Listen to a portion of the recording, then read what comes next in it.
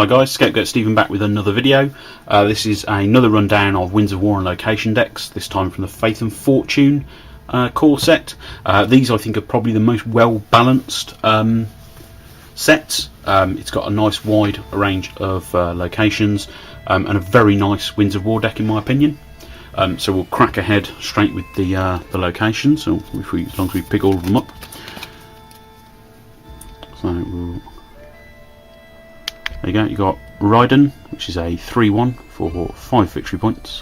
When you tally VPs, you gain 3 VPs if your occupying forces pile includes at least 3 resource cards and 3 warrior cards. We have Burke. Now there aren't any dragons there, it's command 1, 3 war. It's worth 5 victory points, and when you tally VPs, you gain 1 VP for each warjack in your reserves.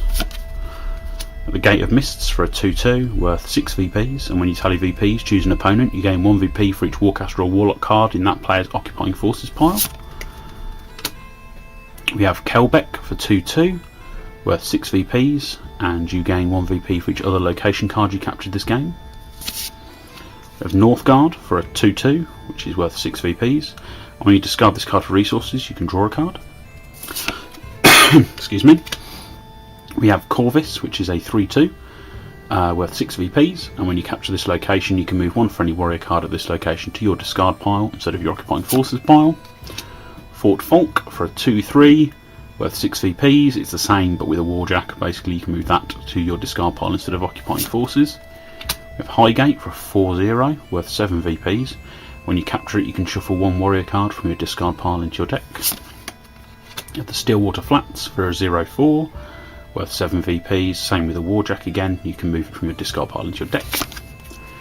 3-3 for 5 fingers, it's worth 7 VPs, and when you capture it you can shuffle 1 resource card from your discard pile into your deck. Rainier for a 3-3, worth 7 VPs, and when you capture it you can move 1 card from your discard pile into your occupying forces pile.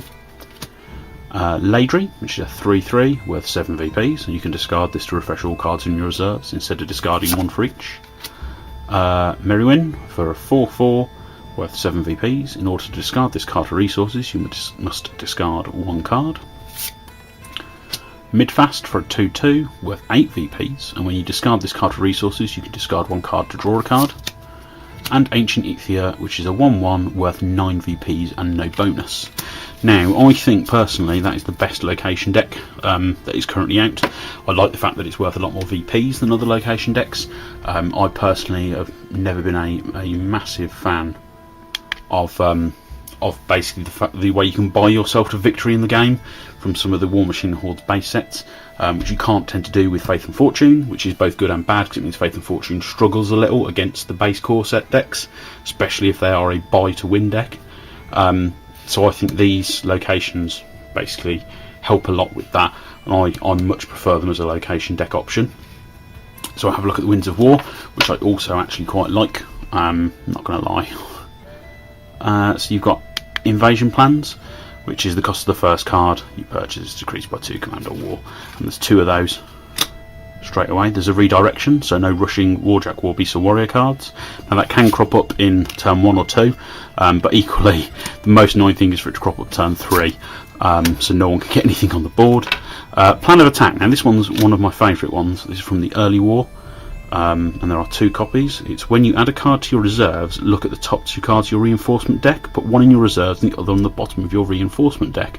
Now if that comes up in the first 2 turns of the game, that is really helpful. It allows you to get through your deck, find the resources you want. Overall I like it, it's a very nice card. So into mid-war we have Ongoing Reinforcement, which is each time one of your cards is destroyed or discarded from a location, draw a card. Very nice. There is a Desperate Measures, which is the bank any number of cards. There's a Redirection, so no rushing warbeast, warjack or warrior cards. And then another escalation for drawing a card. And a second escalation for drawing a card. It's a lot of card draw, as you can see in this. In late you have Ongoing Reinforcements, which is the old draw a card if something's destroyed or discarded. There is Banking any number of cards. There's Final Offensive twice, I believe, which is the draw 2 cards. And there's Final Reckoning, which is very different from Day of Reckoning. Each player gains 2 VPs for each card at a friendly card at a location, then destroy cards and the game ends. As I said, I much prefer this to the other decks available in the core sets, because I think they're a lot more balanced and they're very good for fishing through your cards. Okay, so this has been Scapegoat Stephen with another video. Thanks for watching.